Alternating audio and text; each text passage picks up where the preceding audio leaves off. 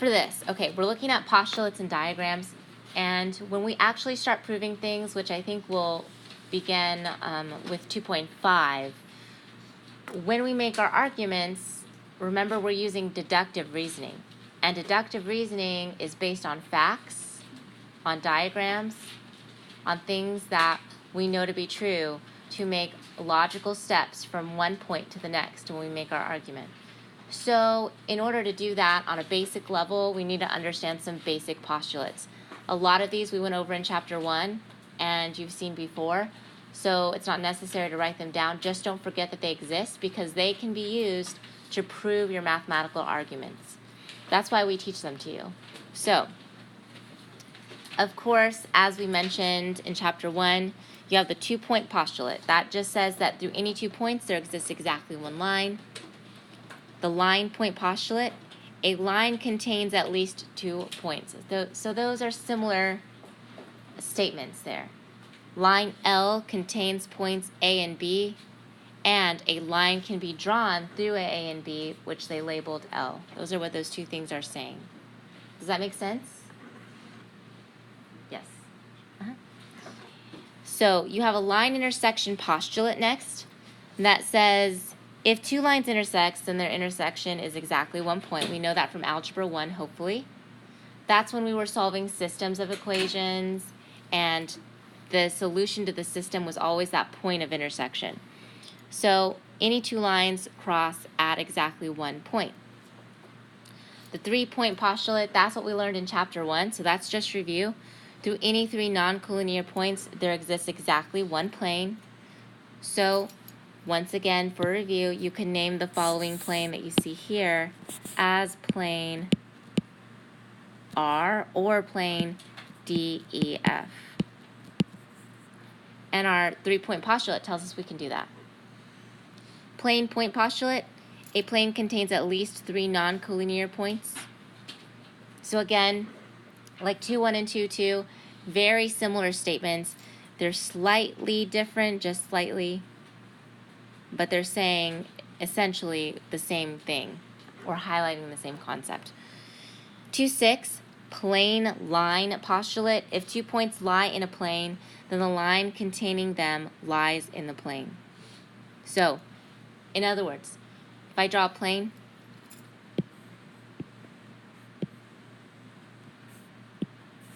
and I draw 2 points that are within that plane,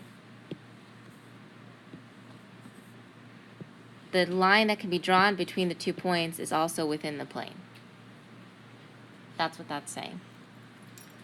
And then lastly, if 2 points intersect, or if 2 planes intersect, then their intersection is a line. We talked about that before.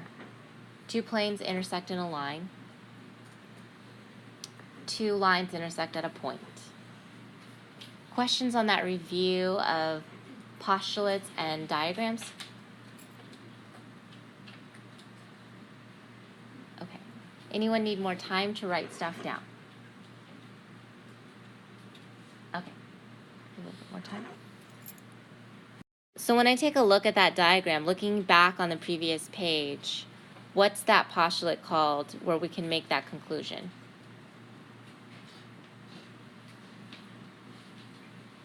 What's it called from the last slide? Line intersection postulate, right. Line intersection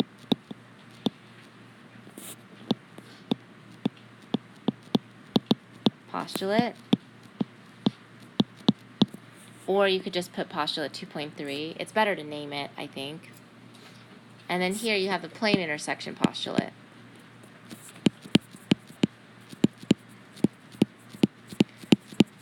So believe it or not, this is actually a really important slide, and I'll tell you why. Because it establishes 2 things. First, I have a conditional. Here's my hypothesis, here's my conclusion. Here's my hypothesis, here's my conclusion. So that goes back to looking at these math statements as conditional statements, yes? If and then statements. How else is this important? Well, when we're proving something, we can use these as justifications. I know, for example, that two lines intersect at a point. That would be my statement. My reason would be the line intersection postulate, or any two lines intersect at exactly one point. Same thing with the next one. If my statement is, I know two planes intersect in a line, then I can say as a justification, the plane intersection postulate. Does that make sense? So for every statement that you make, you have to be prepared to back it up. You need to back up your facts, if you will. And that's what we're doing here. Questions?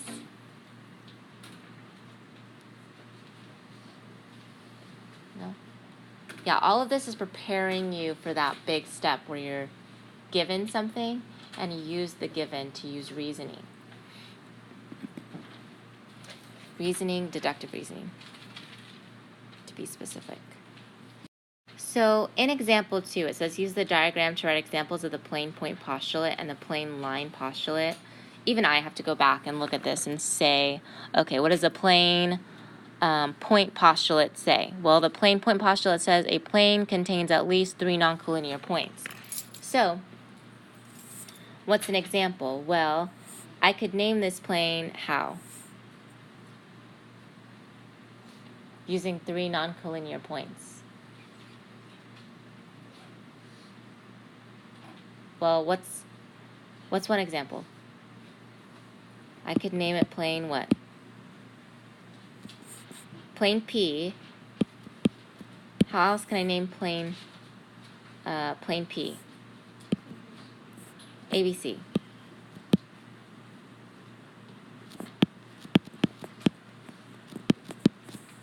Okay, and what does that plane point postulate say? Well, it says exactly that. It says that these 3 non-collinear points lie in the plane, in plane P, and they can be used to name that plane. Okay, the next one says, and the plane line postulate. The plane line postulate says if 2 points lie in a plane, then the line containing them lies in the plane. So what's an example of that here? We can use the previous points. So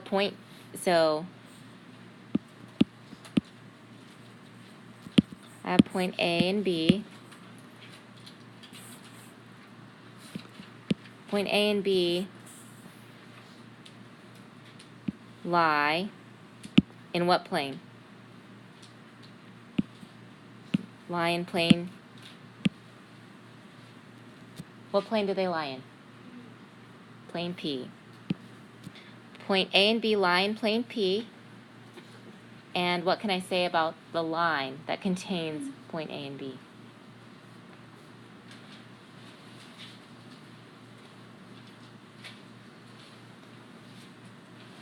Come on, guys. Help me out here.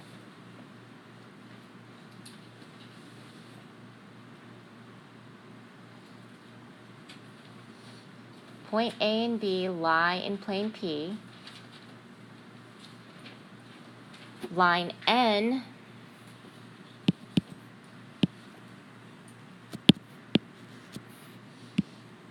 contains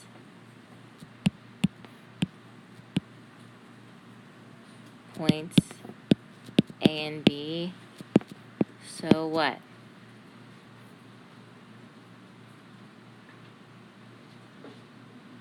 Okay, I did the legwork for you. What's the last thing that I say here?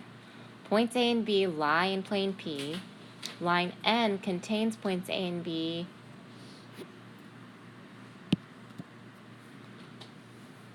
What conclusion can I draw? Look back at that page that says the plane line postulate.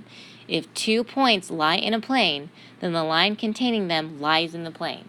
So what can I say about line N?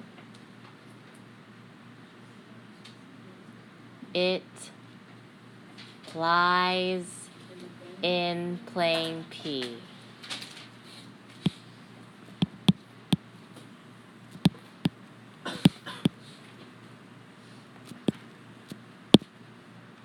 Okay.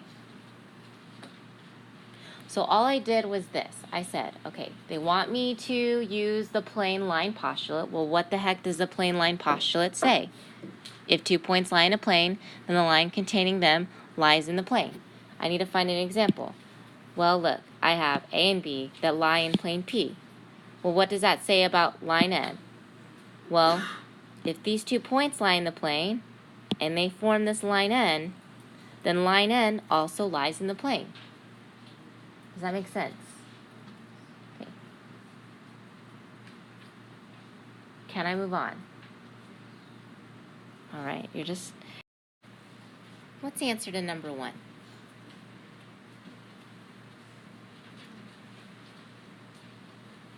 Yes. The plane intersection postulate? Yes. The plane intersection postulate.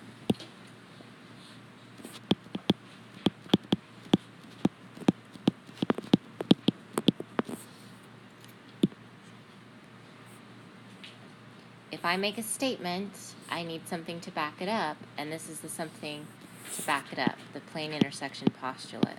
It says, use the diagram in example 2 to write an example of the postulate. 2-point postulates. I'm going to look back and see what the 2-point postulate says. Through any 2 points, there exists exactly one line. So I'm going to look in the diagram and see something that illustrates that. Well, I see 2 points here, B and A, and I see a line that passes through them, line N. So what conclusion can I make? Well, I can say line N passes through points A and B.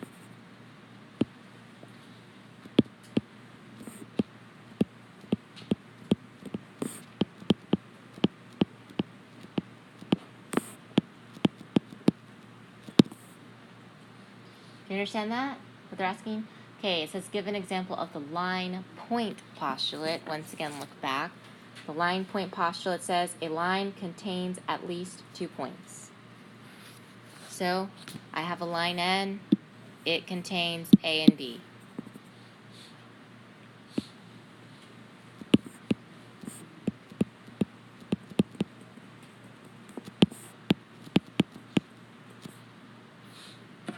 The line intersection postulate. If 2 lines intersect, then their intersection is exactly 1 point. So I have a line here, and I have a line here. So I can say what? Line M at point A, right.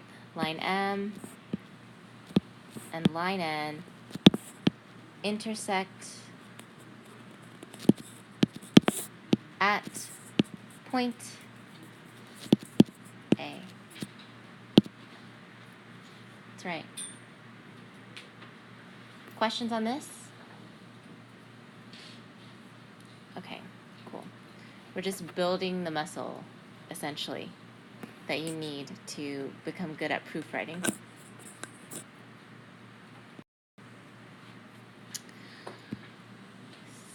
Sketching.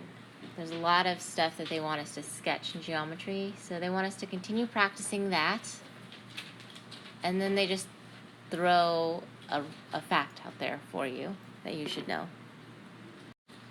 On this first one, for example 3, it says sketch a diagram showing line TV intersecting segment PQ at point W so that TW and WV are congruent.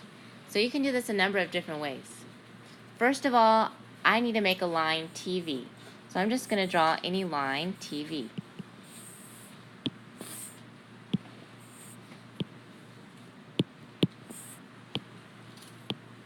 A line passes through 2 points, so it makes sense that T and V are my points. You want it to intersect segment PQ at point W. So it doesn't matter how I draw the segment, I'm just going to draw a segment that intersects it at point W. Now, this is important. It says T, W, and V, W are of equal length. So that's how I denote that, yes? that would mean that W is the midpoint of TV. Can you make all those conclusions from what I just said? Yes? Okay. So you need to be able to easily make those conclusions. So now I'm going to draw a segment, PQ,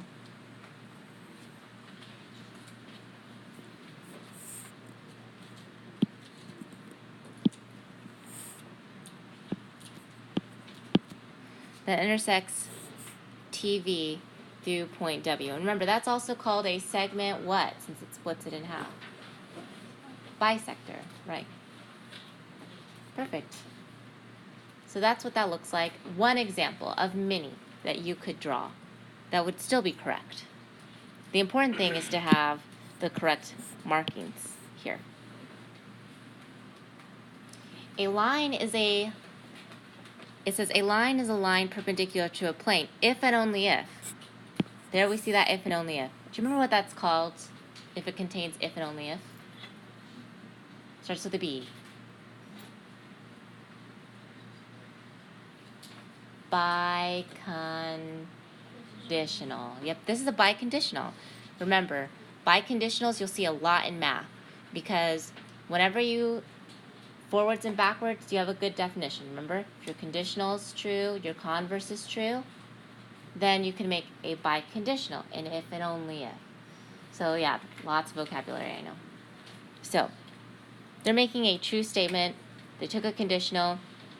It's true, forwards and backwards. So they say a line is a line perpendicular to a plane if and only if the line intersects the plane in a point and is perpendicular to every line in the plane that intersects it at that point. So let's take an example here. This line is going to intersect this plane at this point here that I have highlighted in green, and it's perpendicular to every single line in that plane. It's perpendicular to this line, it's perpendicular to this line, and we have that because of the markings.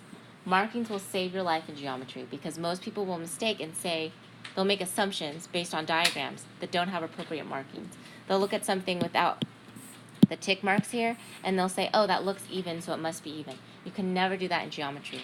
If you don't see right angles, you can't assume a right angle if you don't see the right angle sign. Okay, does that all make sense? Questions on it? We've got 2 more slides and we'll be done.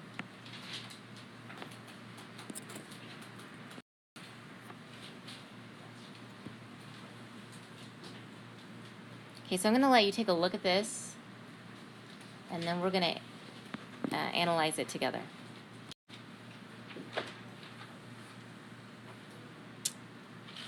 Points A, B, and F are collinear. So I'm just going to highlight that. I always, like I said, I like to highlight things in my diagrams. I have points A, B, and F.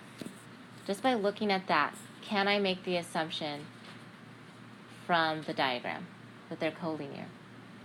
Yes. Check. I can.